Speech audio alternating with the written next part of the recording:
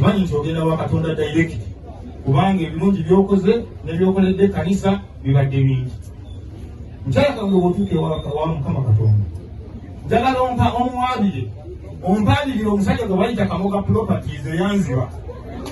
Waliwo omusajja wayita Kamoga Properties wa ku Ntebe Road yakumpanya ekyapa kyange n'agattako akayiyingu kesitegeera. Mwana bw'obanga otuuse gamba Mukama Katonda nti ku nsi gyenva waliyo omusajja omufere mubbi bamuyita Kamoga Properties ali mu kujeeza omwana wange. Ennaku yonna n'ebizibu byendabye nze sifunangako nyiike ku mutima gwange nga gye nfunyemu akaguwedde. Maama tuukewa Mukama Katonda nga tolina kunyumira ensonga yonna omugande gyenva omwana wange ajeera Kamoga amubba obusente bw'obumusuza mu mpewo mu bidongo. Abadde alina ebigambo ebirungi ebikukkakanya omutima nga ne bwogerawo bwogezi naye ekigambo nga kimu ne muwanyisiganya ng'owuli oteredde ng'okomawo. Ono munnange bwe mbadde mpaamye. Mukyala Kayondo teyalwadde, yaseerera buseerezi n'agwa olumbe lwamukwataawo n'awulira ng'omutwe gumuluma n'alagira nabanga omutwe gunzita munjiwa amazzi mutwe nfa omutwe munjiwa amazzi n'azikira. Teyaddangu. Mukyala Kayondo teyalwalako. Mukyala Kayondo simujjanjabye kinyumye nnyo wakiri n'aliribyeko bengenda ne baganda bange betulambula ku mukadde wange naye tekisobose. Agenze mu ngeri ekanga mukazi gw'otukanze nnyo kale olimbwa. Mu mbeera eyo nkutuma eno etiimu ey'abaganda bange bwe tuva mu Mukyala Kayondo ono ali wano olunaku olwaleero. Tusokedde ku luuyi luno ono ye mukulu waffe bamuyita Mivule George ono tukuze tumulabirako bingi nnyo era muganda waffe omukulu. Waliwo addako awo bamuyita Edi Baseketa obaaliwa Abudaki aliwe kale mbanja nga simanyi omusika tamanyi.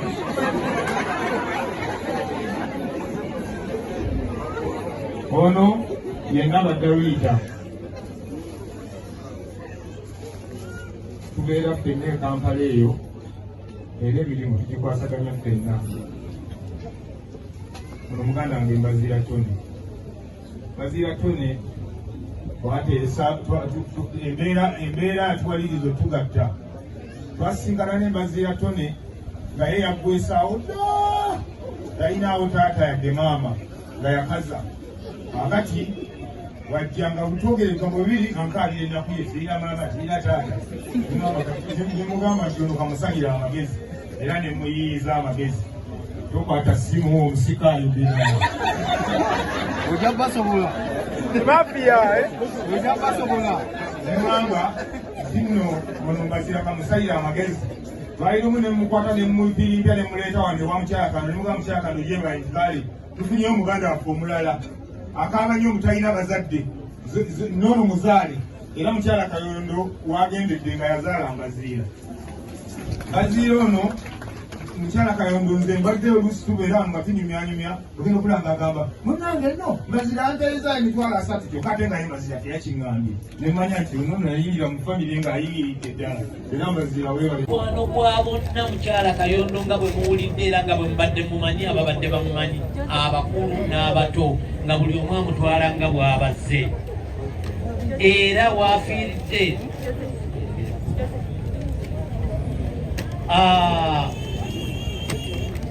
wafiiridde omukyalo oyo ng'alina emyaka 7 egy'obukulu.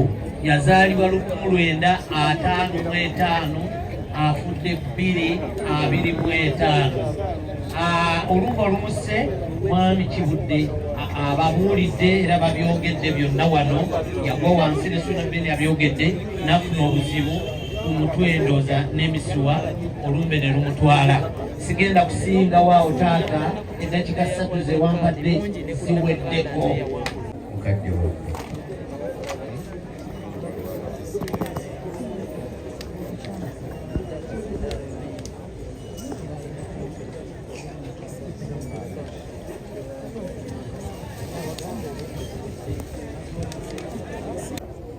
tukusaasidde nnyo wamu n'abooluganda, abaana, abako n'ab'emikwano olw'okuviibwako omukyala ow'omugaso ennyo.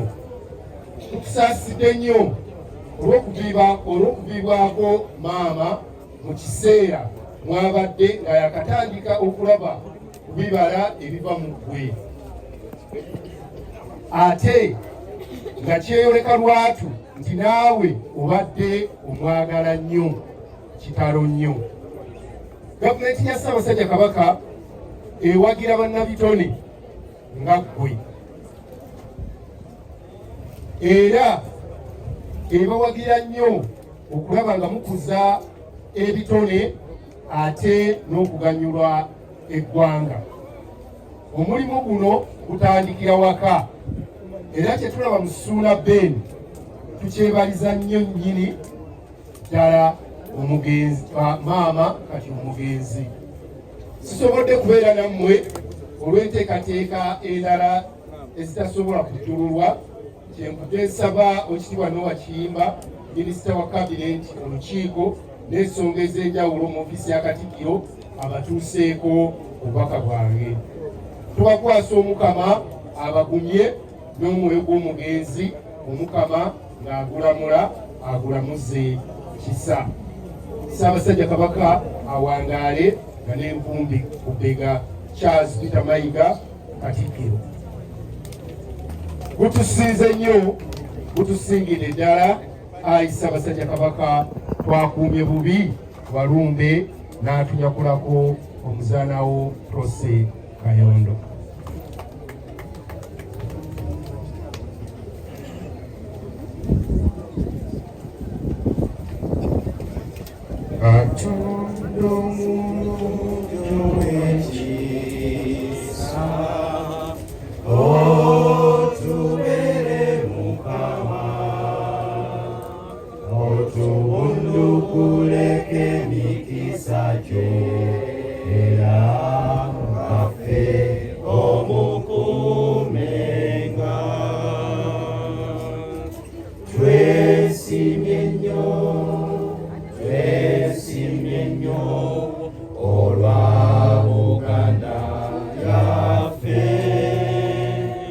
Ekitiibwa kya Buganda kyava naffe tukikuumenga. Tweyanziza nnyo nsaba bannajje musembere.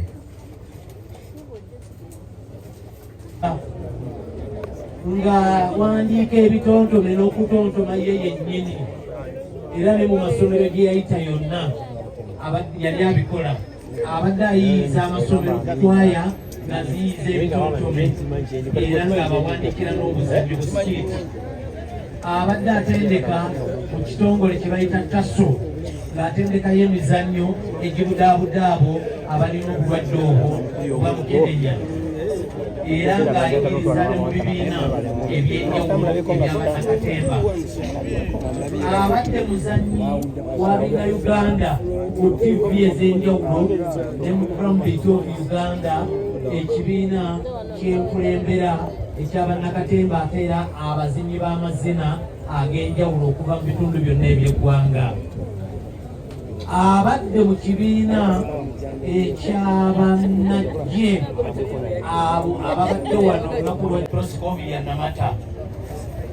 Bazadde be, taata ye yali expedito Bwanika nga yeebasiddwa Essenya, ate maama ye Namaganda Bibiana nga yeebase Malongo mu Kyazanga. Proscovia Namata yazaalibwa ng'ennaku z'omwezi 13 omwezi ogwokuna 1955 ekitambuza Kingo mu disitulikiti y'e Lwengo. Yatwalibwa ssengaawe ne bamutwala Essenya ewali amaka ga kitaawe gye yakulira. Emisomo yasomera okusookera ddala Senya Primary School liri mu disitulikiti ey'e Lwengo. Blessed Sacrament Kimanya Primary School bwe yavaayo ng'amaze ekibiina ekyomusanvu n'agenda mu St. Aloysius e Rwanda n'amala O-level. Naye mu biseera bye yabeerayo eyo yali mukulu nga prefect ate nga mugaalo gayidi. Eyamulabirira n'amulera ye mu kiseera kino ye Sister Mildred Nakyajja ng'akyali muwala muto ye yamulabirira era waali wano sisita oyo eyalera sisita tukakoma mubowanike ku mukono ensi ekulengere oyo ye yalera yesengawe yalera Proscovia Namata ntambula yalina mukyala Kayondo oyo ebitone bingi nnyo ng'ali mu ssomero eyo nga muwala muyimbi ng'amanya amazina atontoma ng'ate musanyusa mu buli mbeera yonna ku ssomero ne gye baagendanga oyo ye Proscovia Namata. Emirimu gye ng'amaze okusoma yakolako mu kooti e Masaka nga Kalaane ndooza ye muwandiisi wa kooti era yakolako mu yafeesi ya DC. Mu biseera bino abatamanyi DC Abaganda be bakigandawaza ne bamutuuma DC naye nga kyalinga DES ne bo ne bamuyita DC nga kiggwayo nti District Executive Secretary. Mu kiseera kino tetukyalina ba DES kati be bayita bakaawo. Yakolako mu yafeesi eyo Mukyala Kayondo w'omulamu.